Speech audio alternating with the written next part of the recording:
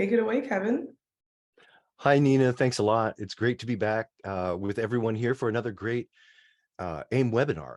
Now, listen, AIM recently published an ebook called Jobs to be Done and Tools for the Jobs, How to Operationalize Intelligent Information Management for Organizational Success.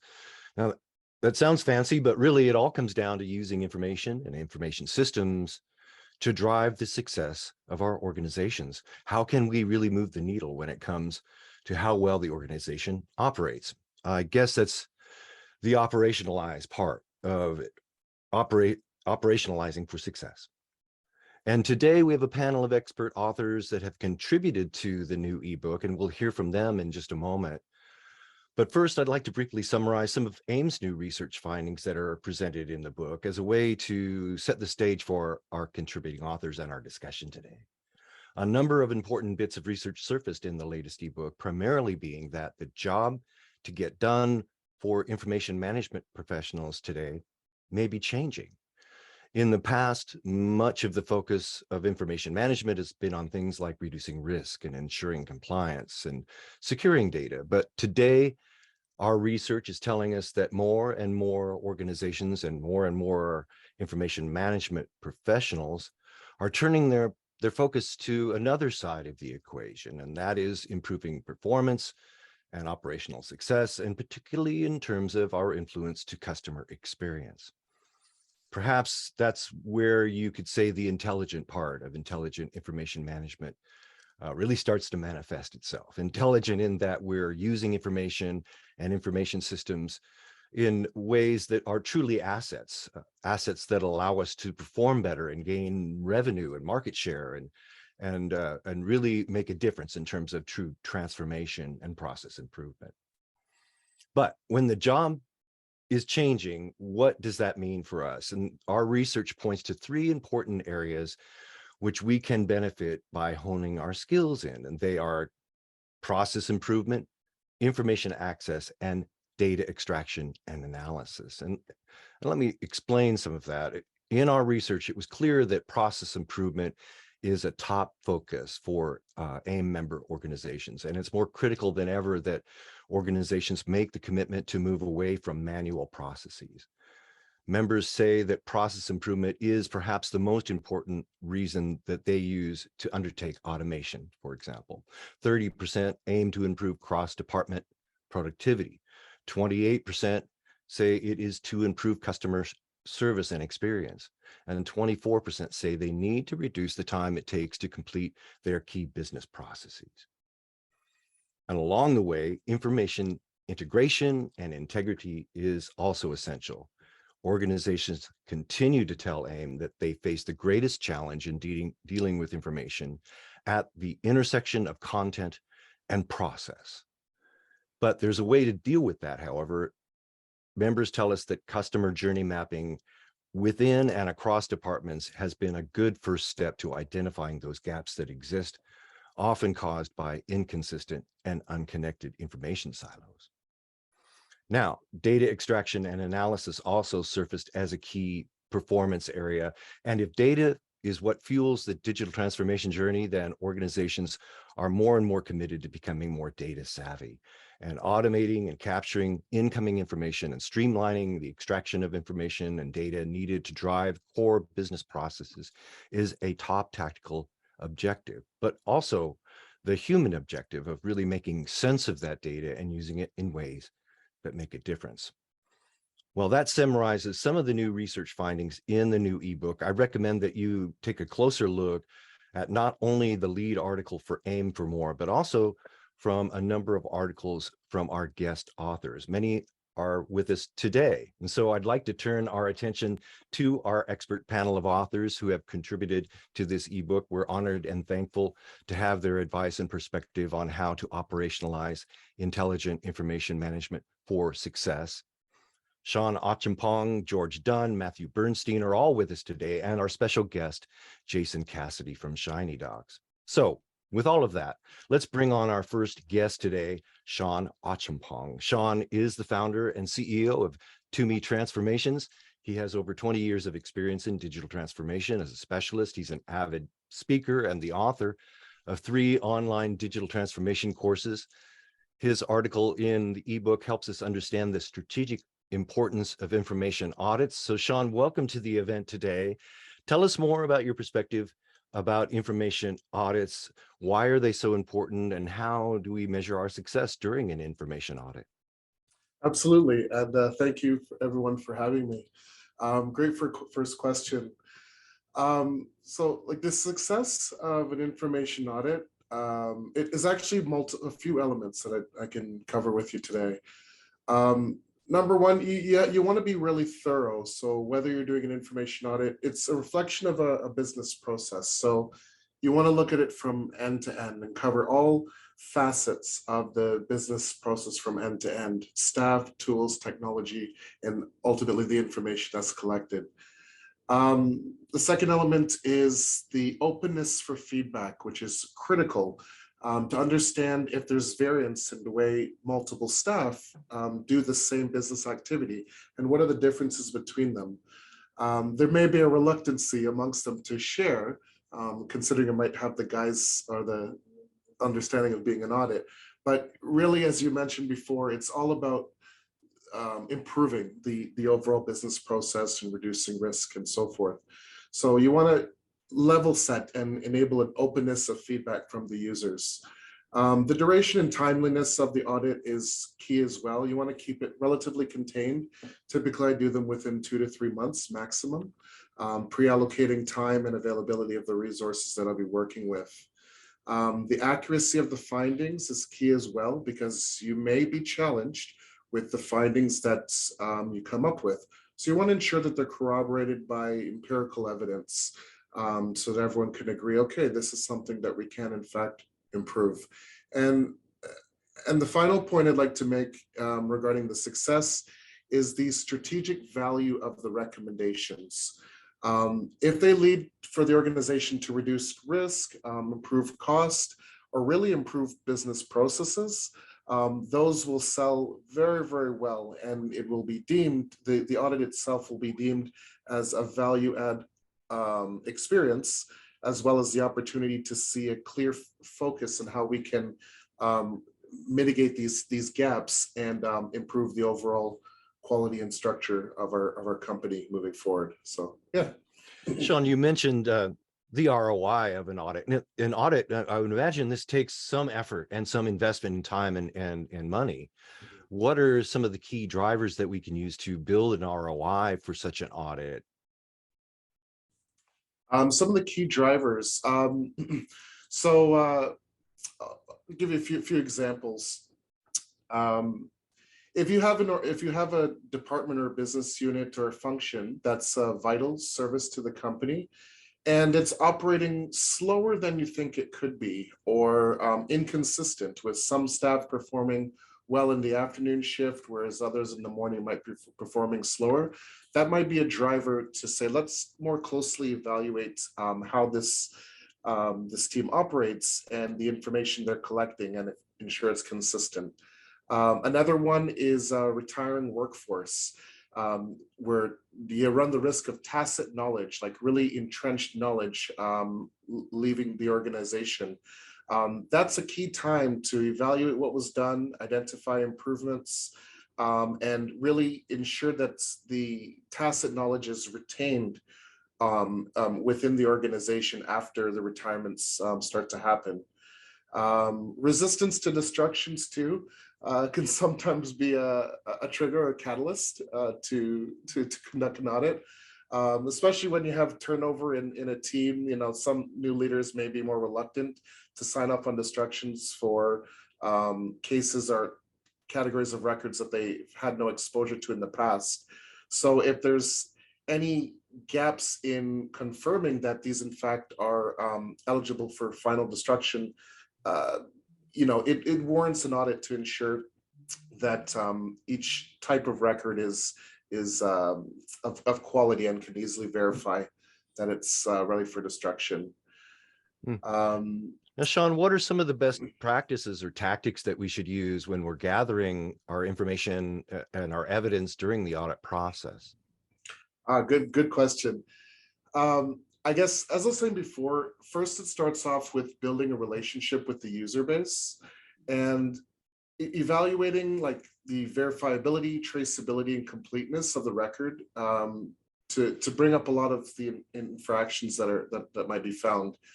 Tactics specifically. So one I like to do is definitely be a customer of the business activity itself, so that I can see it from potentially a customer standpoint, how exactly this function might work.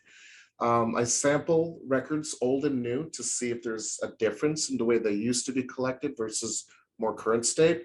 I talk to the staff, and that's where that relationship comes in with them so that they demonstrate openness. And I enable myself to be trained in their business process, their systems they use, and how they collect information. It gives overall a well-rounded understanding of how the function works and the types of records that will be needed to work as evidence of activities and decisions being made. Well, Sean, it's great to have you with us today. We're almost out of time, but before I let you go, one quick last question. Once the audit is complete, where do records management professionals play in all of that? What role should we play, if at all? Oh, we play a huge role. We're not only there to be compliance officers, but we're here to drive successful and consistent management of corporate information. So be it offering package solutions where we deploy electronic documents, records management systems or solutions, establishing digitization centers, creating a listing of preferred vendors who can provide service to the parts of the company in using our policies and standards. And even showcasing maturity models. So on the information audit, we might be at a level 1 or 2, but through our support, we can help them get to a level 5 in terms of efficient operations and overall cleanliness by which they manage content. So yeah, we play a huge role. We're trying to get them up and build that overall governance and good practices corporate-wide. Very good. That is Sean Achampong. Find him at Toomey Transformations. Sean, thank you so much for being a part of our event today. Thank you. Thank you. Have a good day. Thank you. Well, very good. Next up, we have George Dunn. George is with Create Independent Consultants. George, are you with us today? I am. Can you hear me okay? We can. George, welcome aboard. George, as I mentioned, is president of Create Independent Consultants. He's an author and consultant and presenter in the areas of process improvement, advanced technology planning, digital transformation, information governance. Prior to Create, George held management and senior consultant positions at places like KPMG and Wang Labs, GTE. George's article talks about the benefits of improving your processes with intelligent information management. So George, can you tell us more? Give us a little bit more about your strategy for process improvement. You bet. And I've actually prepared a couple of slides here to help set a framework for this. And I want to say also, Sean, thanks for your comments. I thought very insightful, and thanks, Kevin. Let's talk about, just to create a framework here, what happens if you don't focus on the process. Now, I've been in this area. I started Create about 27 years ago. We work with hundreds of clients on their journey, not only in terms of process improvement, but technology planning. So through that experience, we've gathered a lot of information. We've assisted a lot of companies. So I think it's a good place to start. You know, if you don't focus on the process, it's hard to improve quality, efficiency, service, and governance. Many times in process, we find they've evolved over time. There are a lot of, lefts and rights and things that have been done for years and years, and a lot of rework and quality issues. And the process is not going to improve itself. Behaviors are set within an organization, and many times as well, the systems that support those processes could be diverse. There could be many differences in data systems. In fact, in content management, we just finished a study for an organization identifying there were 18 different content management systems. It's not just OneDrive, it's not just SharePoint. It's also all the different data systems that have content in them. And so we find that a lot of these processes are gridlocked as they exist today. And if we don't focus on the process in terms of improvement, it's hard to measure it, it's hard to get results. And when we look into new technologies, if we just accept a premise that we're just going to get into a platform and we'll take it as it is, that's where a recipe for success is. There's so many ways to configure a system out there. In fact, we just finished a study looking at M365 stress testing for an 80,000 user environment. And we've worked with many other vendor platforms, but if we accept them as is and let the vendor try to implement, they don't understand your business, they don't understand your goals. So what we have to do is accept a premise of saying, how are we going to improve the process, to improve the customer experience, to improve the user experience, and to focus on that return on investment, which can be not just a traditional ROI, but looking at other factors as well in terms of reducing stress within an organization, as I mentioned earlier, improving the customer experience, et cetera. So if we don't focus on the process, we will have challenges. Let's go ahead to the next slide, if we could. So what I've done here, and don't try to overanalyze this right now, I just put together a quick framework to talk about how do you improve your processes. The first is to establish whether you're talking about you've got an operational problem, there's a letter from the regulators, there's union issues, or customers are not happy, whether it's that, or you're going to get into a new computer system, a new platform, or a new system. Let's take a step back and say, what are our goals? Our goals are not to replace a system. Our goals are not to put in a new platform. Our goal is to how do we move the organization forward? So what are our quality, efficiency, service, and governance goals? And an approach like Sean uses to do an audit is important. We end up doing an assessment, looking at an enterprise level where our process is today in terms of these factors. What's stressing people out? What's the volume in the processes? So we take a look at where are we today by baselining and measuring that, and then establish what are our goals in these areas. This is extremely important. If you get in a ship and you don't know where your course is, you're going to go round in circles. We have to set a direction. Once we've done baseline and measurement, whether it's an assessment or an inventory, or we've done some high-level blueprinting or detailed blueprinting, the next is say, what are our interventions? I love to focus on procedural changes. They're free. They're rapid to move out. We've had organizations within 30 to 60 days. They've rolled out all these procedural changes and it's fixed the problem. In fact, about 55% of the cases, it's a procedural issue. It's not a technology issue. All along that continuum, we like to look at your currently owned technologies. Those are low-cost improvements. They're already in place. You know, there are different reports that can be provided, different ways of integrating those. And then, of course, looking at advanced technologies. There's just some super things out there: robotic process automation, digital workflow, ECM, machine learning, AI. Those are really bang for the buck technologies that, if planned for correctly, will have a very high ROI. Supporting that will be the change action plan. How do we get those process changes done? What process steps are going to stop happening? What are the new ones? What are modified? And then a very strong application design, user narrative of how we need that system to function.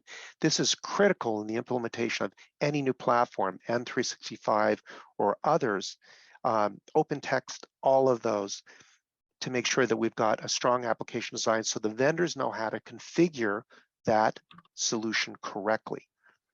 Let's go ahead to the final slide. So if we do this correctly, it's a no-brainer. You know, improving the quality, efficiency, and governance, proper vendor selection and configuration. Putting a new system is time dependent. You only have one chance to do it right. Proper planning, every minute you spend will be, you know, days and weeks of, you know, time you're going to save. So that's the framework. Kevin, I'll let you ask a couple questions. Well, George, that's a fantastic perspective. I know we only have just about a minute or so left, but I do have a question that has come in from our audience. And please, those of folks in our audience, please do feel free to pose some questions along the way. We'll try to get to them as we can, and certainly at the end of this this session today. But this question from Diane, and perhaps George, you can answer this for us. Diane asks, re-engineering used to be a common used term for business process improvements, but then fell out of favor. How has the new focus on business process improvement changed since then? Well, there's a continuum, whether it was total quality management, and I'm older, so I've been certified in all of them. Whether it's TQM or it's reengineering or it's Lean or Six Sigma, it's a continuum of tools, and they each bring something to bear. Of course, BPM as well. The most important thing is, as we approach an issue, saying what are the tools that we need to fix the problem. And so when we approach a project, we selectively look at that. Is it rework? Is it quality? You know, each methodology provides something different. I'd be happy to answer and go into more depth online, but I would say the most important thing is not to be methodology centric. Use the tools that make sense, work this and do it as quickly as possible. You know, these process improvement engagements should roll out in 30 to 90 days, and that's it. They should be ready to go. Same thing with the application design work. If not, you're focusing on the wrong thing. So I'd be happy to answer any of those questions further offline. Very good. Well, you make a good point. You need to make sure that whatever strategies you're putting in place are flexible and can grow with you over time. Why can't my computer vendor just take care of all of this for me? Well, they've got enough on their hands to deploy. Once a decision's been made, organizations want things to happen quickly. The fact is, you have to plan to plan. Planning takes place over a different timeline. If you try to do it in 2 weeks when people are doing their work, or 3 weeks, people freak out and they can't think straight to give you the answers you need, because they do A through B, they do Z through X in the process, they do M through, and they do a continuum, but they do little pieces all the time. So the planning process needs to take place separate. If you do that, you'll come up with a strong narrative, process improvement, and have the information to select the right vendor, or also tell the vendor how to properly configure their system. So they're two separate components that both deserve consideration. Cool. That is George Dunn, president of Create Independent Consultants. George, thank you so much for being a part of our event today. You're right. Thanks, Kevin. All right, very good. Well, let's move right along to our third guest today, and that is Matthew Bernstein. Matthew, are you with us? Yes, I am. Well, hello. Matthew is Hi, Kevin. Matthew is an information management strategist at Bernstein Data, and Matthew led information management practices in various businesses at Deutsche Bank for more than 20 years and now leads Bernstein Data. He is an expert in solutions for information governance, data security, privacy, and regulatory responsiveness. Matthew's article in the new AIIM ebook gives us a framework to evaluate data discovery and governance solutions. Matthew, can you share with us some more about your perspective and perhaps some use case information that demonstrates how organizations can really benefit from evaluating and deploying data discovery solutions? Sure. So what I'm going to speak about is a little bit narrower to some extent than what the previous speakers have talked about, because I'm really talking about, and actually, Nina, if you could just go back a slide rather than put that one up just yet and distract folks. There are a lot of use cases out there in what is often called information governance around data privacy, around records retention, information security, responsiveness to consumer and regulatory data requirements, operational efficiency, and those are just what's visible. There are a lot more things coming up around ethical AI and all kinds of use cases. What's clear is that with the sprawl of information within organizations, understanding where your risks are is probably certainly one of the most important things across the environment that you have, rather than taking kind of a data mapping approach and attempting to understand where everything is in the organization and catalog it. The key thing for those use cases is, where does the largest risk reside? Because once you can find where the largest risk resides, then you can make decisions about how to mitigate that risk. So what's happened in the last few years is we've had tremendous growth in the number and variety of tools that support the discovery of data, the classification of it. So is it PII, for instance, and the governance of it. So tools to support actually taking action on that information. But it's very difficult to understand which one of those tools to work with. Classically, people go to places like Gartner or to their IT department. Gartner just eliminated its file analysis. It's taken its data discovery and rolled it up under data management, which has about 20 use cases. So it's very difficult to understand how to select these tools. So what we've developed is a framework for specifically for information governance to help people evaluate what tools they should look at. And so that's what I'm going to present today. And I'm going to talk about two areas. The first one is resources, and the second one is the primary functionality. So Nina, if you want to advance to the first slide. So one of the key things that's important for people to understand is when they deploy these tools, and I'm talking about tools that can do things like, we've done a recent thing where we looked at 40 million files across a variety of repositories and, in a matter of a couple of weeks. So that's the difference between what we did many years ago and what we do now in terms of the volume of data we have to cope with and the way we can cope with it. So the great thing about these tools is you can look at millions and millions of files in a relatively short period of time. But in order to do that, there's two things you have to consider. One, are what are the resources? And secondly, does the functionality fit your use case and your organization? So I'm not going to spend most of my time on this slide, but on the next slide. I just want to point out on this slide some critical things that you should consider when you're looking at these tools. First of all, deployment. So you can get help from your IT department, but where is these tools deployed? In the cloud, on-prem, things like that. Integration. What other parts of your organization are you going to want to integrate with? Are you going to want to use Active Directory in order to understand whose information is at risk? And lastly, the basics of costs and resources. But I want to jump ahead in the 2 or 3 minutes I have left to the next slide and really focus on the guts of the question. So Nina, so that is, can the tool deliver the data insights and the functionality that you need to enable information governance? And we break that down into 4 areas: discovery, classification, governance, and reporting. So first of all, one of the things that everybody talks about is MS365.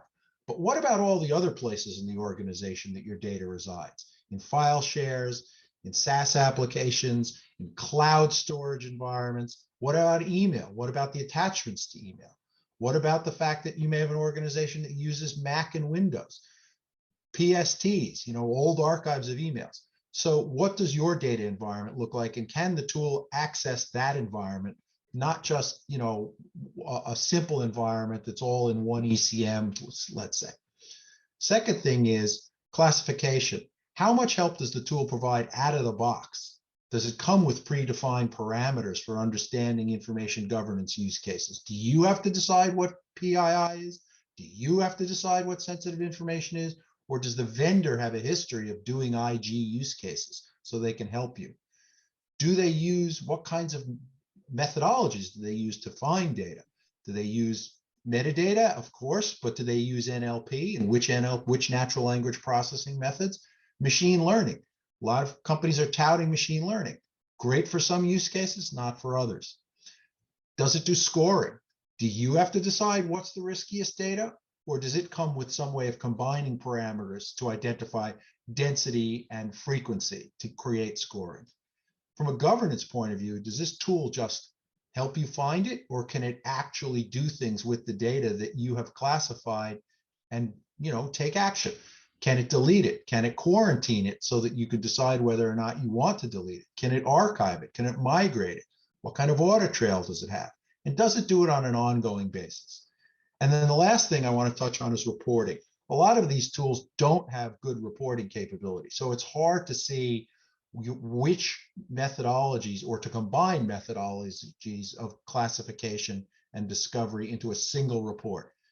How good is its case management if you're using it to solve a particular purpose? And in machine learning, and in any other kind of data classification, accuracy versus sensitivity, or what in machine learning is often called recall versus precision. So, these are, I think, the key things that people should look at, and not just the classic IT table stakes of security, reliability, disaster recovery, and the business considerations of cost. So I'll stop there. Matthew, that's a fantastic way to frame our efforts to evaluate these types of data discovery solutions. I mentioned earlier in my introduction that the paradigm perhaps of records management or information governance is changing.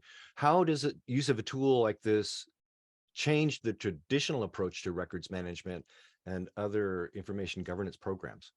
Well, I think it changes it from a deductive approach to an inductive approach, meaning that rather than starting with a records retention schedule and building everything around that, or starting with policies and instructing people to follow those policies, with these tools, you can, for instance, take the good tools, you could take a policy and describe that policy into a tool and then test the data set as to what is compliance with policy. For instance, are certain kinds of data located where they shouldn't be?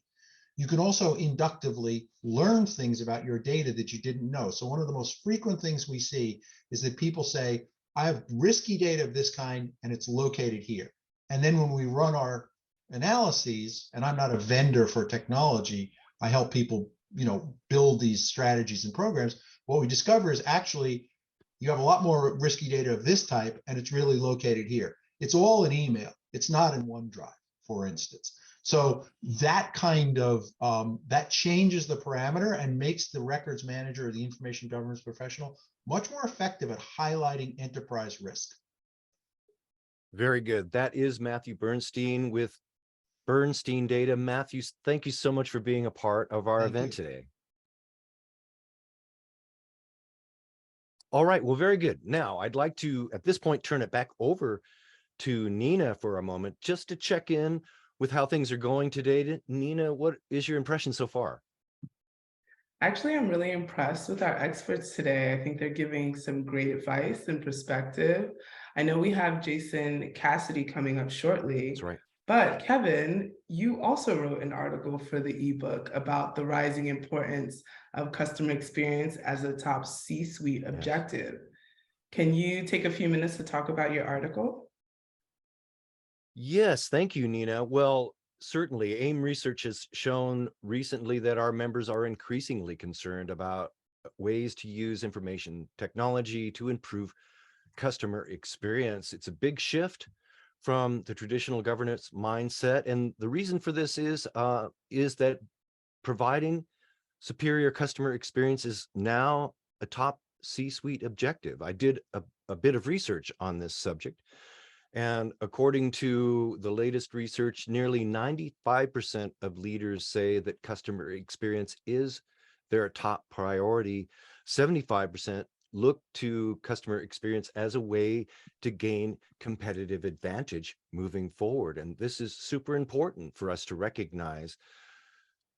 Globally, most customers say that they have higher customer service expectations than they did just 1 year ago. So it's important that organizations establish and maintain superior customer experience in order to remain relevant, remain profitable, and indeed competitive moving forward. This focus on customer experience is trickling down to everyone, including us, including information management professionals, because it's a major foundation for sustaining an organization's profitability. So to me, we need to consider what we do in terms of this customer experience at a forefront of our thinking. It's one thing to land a customer, it's another to keep them coming back for more. And so it's important that we include this perspective in what we do, a bit broader focus in how information systems must and can and should perform. That's great. So what do you think are the top reasons that information systems miss the mark when it comes to improving customer experience?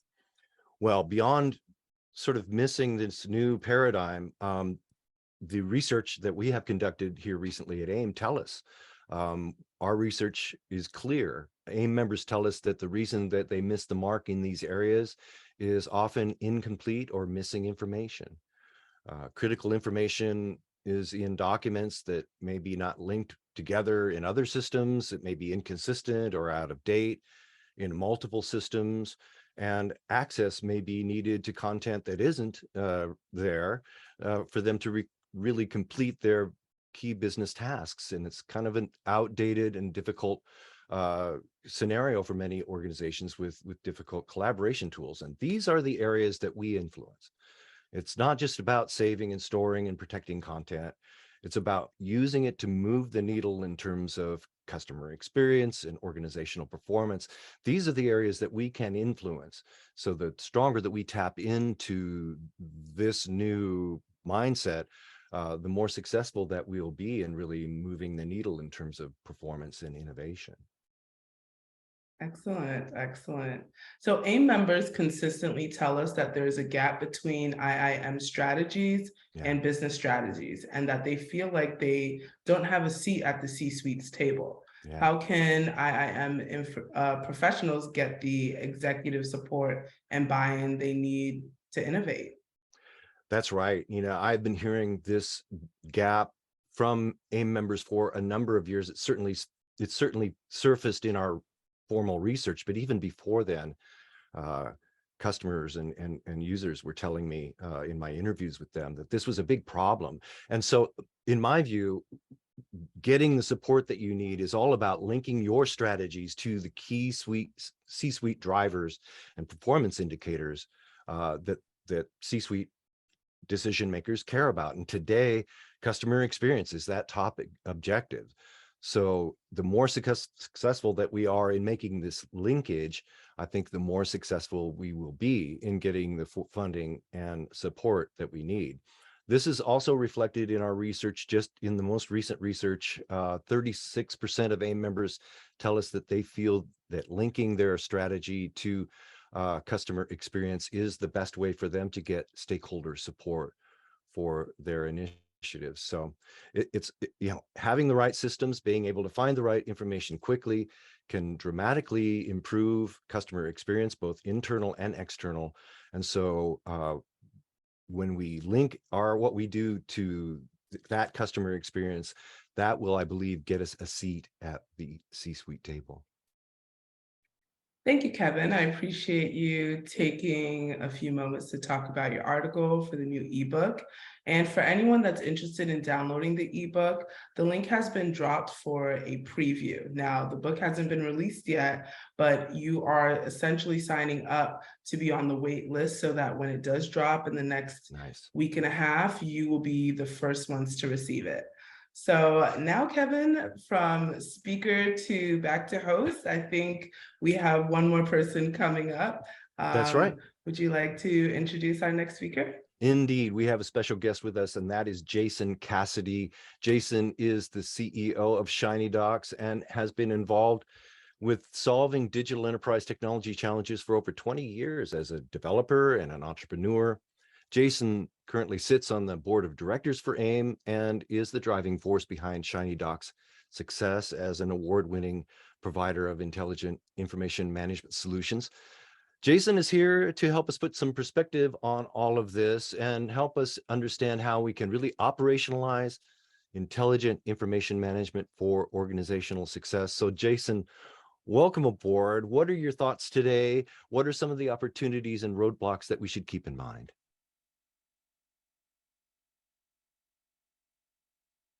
Jason, you may indeed be muted, my friend. There we go. Who had to unmute on their bingo card? Thank you. Okay. Great. Yeah, it's so great to have Sean, George, and Matthew join us today. I often joke that if we were having this conversation 6 or 7 years ago, people would be saying, well, I have an open text strategy or I have a Microsoft strategy, and I don't hear that at all today. Those are technologies that can be part of implementing your strategy, but I love that we're talking at a higher level and an outcome focus today. So that's really the excitement that I have. ShinyDocs itself, like we have a brick to contribute to this. We don't solve IIM it takes a community, it takes a village, it takes a number of technologies to do that, and we're happy to talk about that a little bit. But that's the most exciting thing to me, is that we have an outcome focus more than ever right now, and we're talking about how do we equip the hundreds of people who have joined this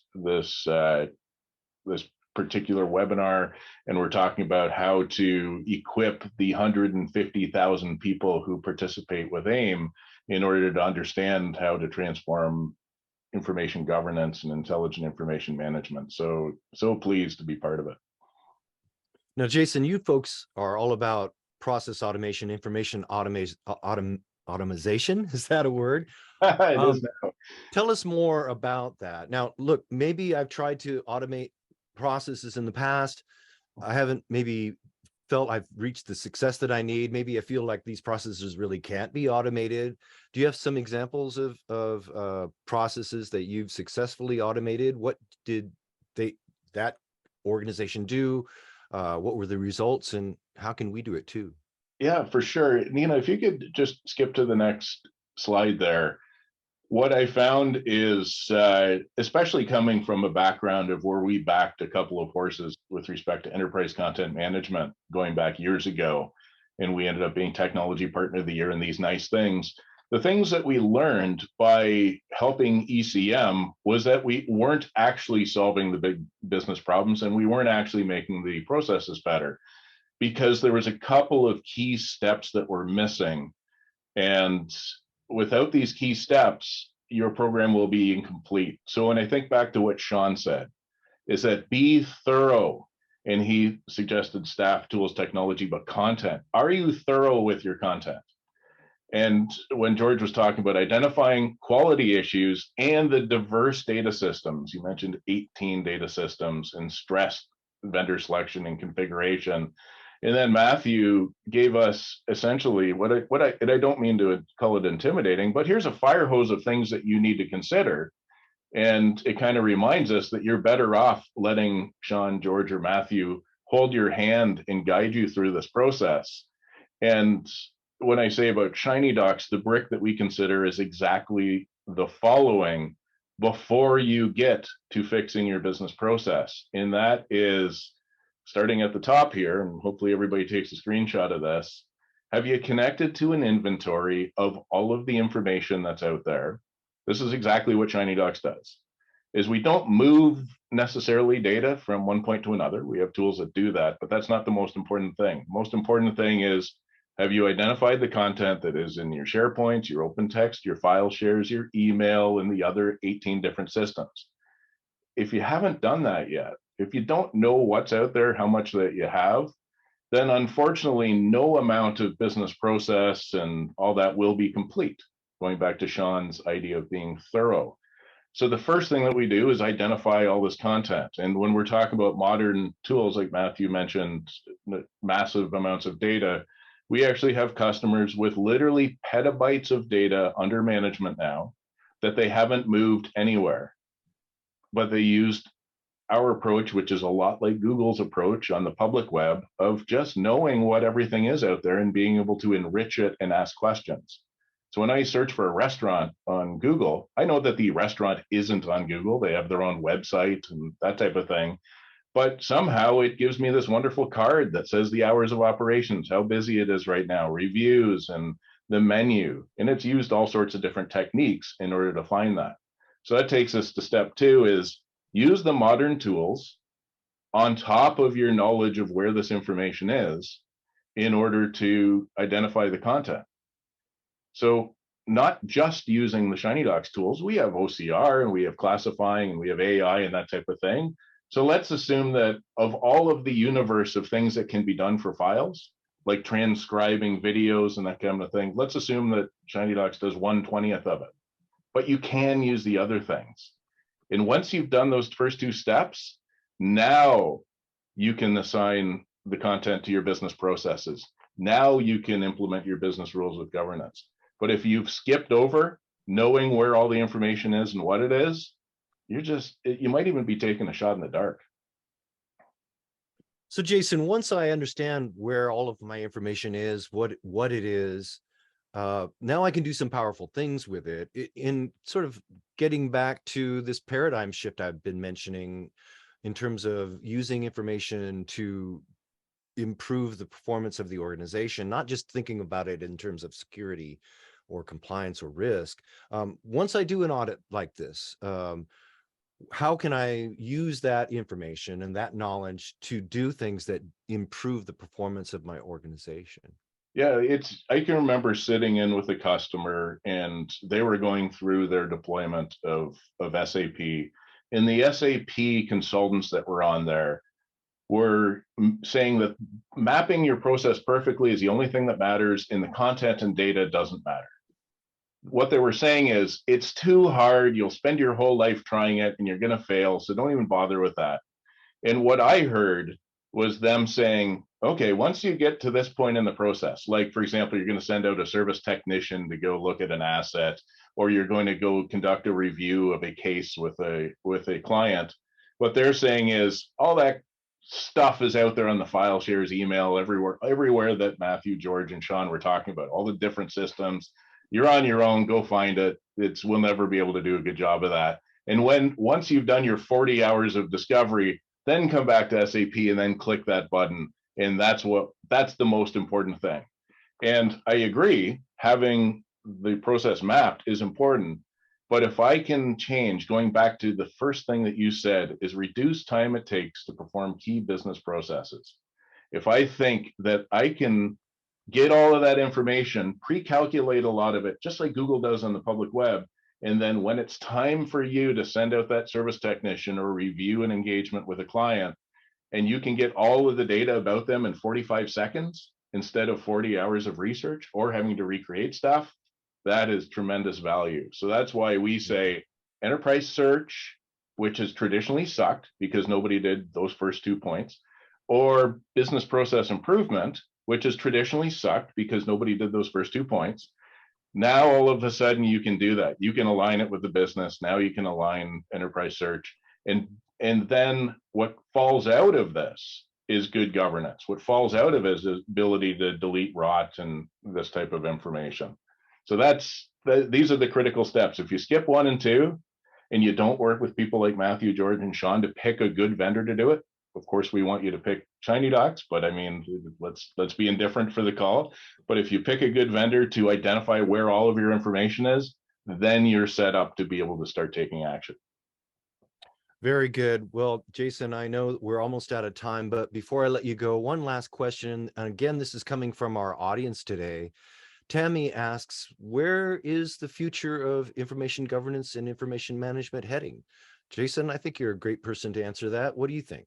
Yeah, here's what my personal vision is, and it's the reason why we have invested over $20 million in the last 4 years building technology, sponsoring events like this, getting to know organizations, because at some point in the future, people are going to do the knowledge management task that they're doing. They're going to create the engineering drawing, or they're going to finish the contract, the things that only humans can do, and they're going to click save.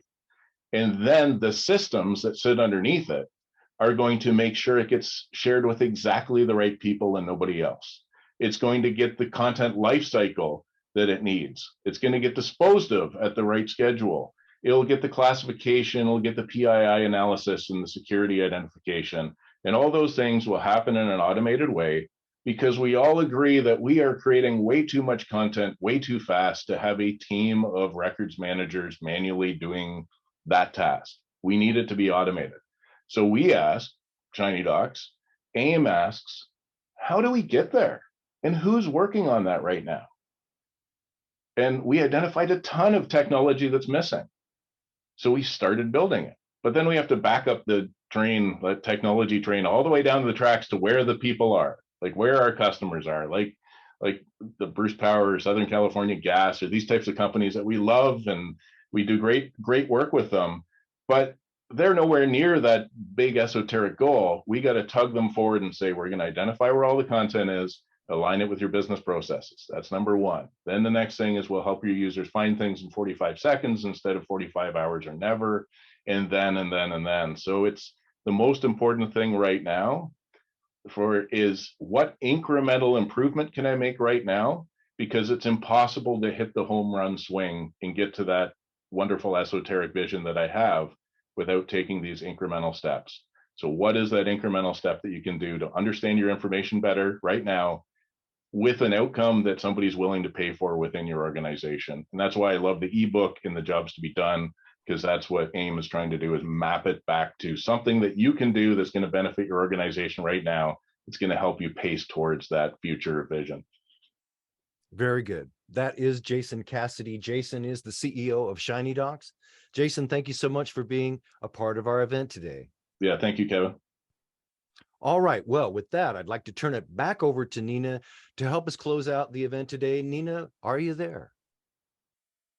I'm here, Kevin. This has been a very great informal webinar that's actually prepping us and giving us a sneak peek into the ebook, the November ebook, Jobs to be Done and Tools for the Job, Operationalize IIM for Organization Success. So if you enjoyed this webinar, you will definitely enjoy the deeper dive that this ebook has to offer into honing skills in 3 key functional areas: process improvement, information access, and data extraction analysis. Information management professionals can create for themselves an indispensable role in moving the organization to its higher order goals. If you're interested in knowing how, sign up today and be the first to get the inside scoop on the best practices and tools needed for the job. Now, we do bring this webinar to a close, and just the last few minute reminders. We've recorded this webinar, so you can catch anything you want to hear again in a recap email that will be sent within 24 hours. A link to the resources for this webinar was put in the chat. You'll find a copy of this presentation as well as additional resources through that link. And don't forget again to take the feedback survey and let us know how we did. So Kevin, before we close out, I'd like to ask you if you have any closing remarks for our audience, comments, things to ponder. Thank you, Nina. Yes, that the new ebook coming out from AIM is just packed full of statistics and findings that that AIM has uncovered.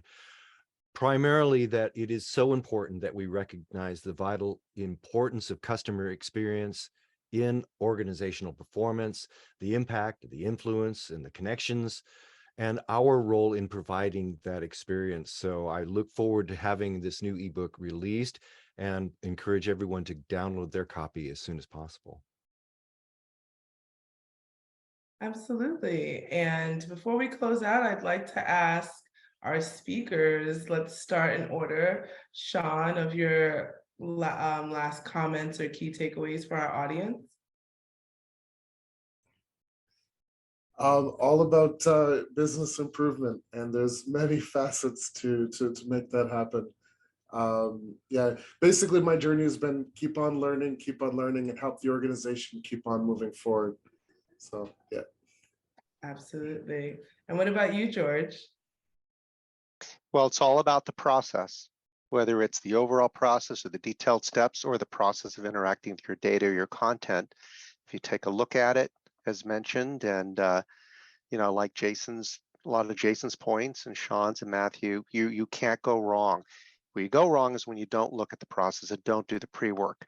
That's called a change order. That's called unhappy users. So you have only one chance to do it right.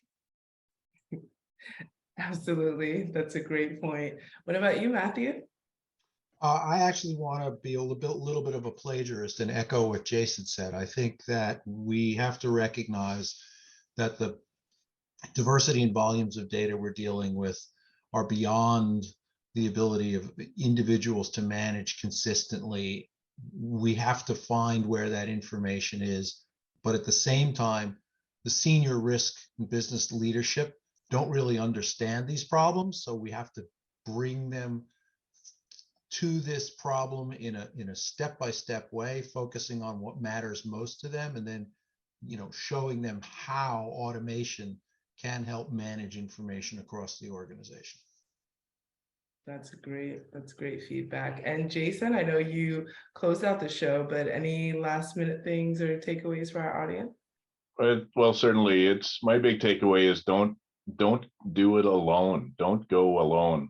It's Matthew, George, Sean are here to guide you through this. They're not here to sell you a particular technology. I am here to sell you a particular technology, but the idea is, I also want to say, like, don't go alone. If you find yourself saying, okay, we're investing in M365 and I'm going to use those tools and I'm going to go figure it out. All of a sudden now you're on the hook. And there's other people who are like part of this group here who have done it with 30 other customers or 50 or 100 or 1,000 other customers who can just take you by the hand and guide you through it. You don't have to learn the scary parts of AI. You don't have to learn the scary parts of scalability. This group here and myself, we've been through it. So don't go alone. Leverage this, even if it's for a cup of coffee or if you buy our services or software, it's very much appreciated. But again, don't go alone. There's lots of people out there to help you who have been through this before and know where the dragons lie in this journey.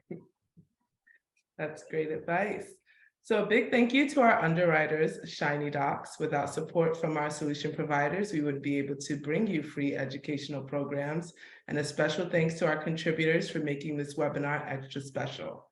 So thank you everyone for joining us today. This is Nina from AIIM saying, see you next time. Take care, everyone. Bye, everybody.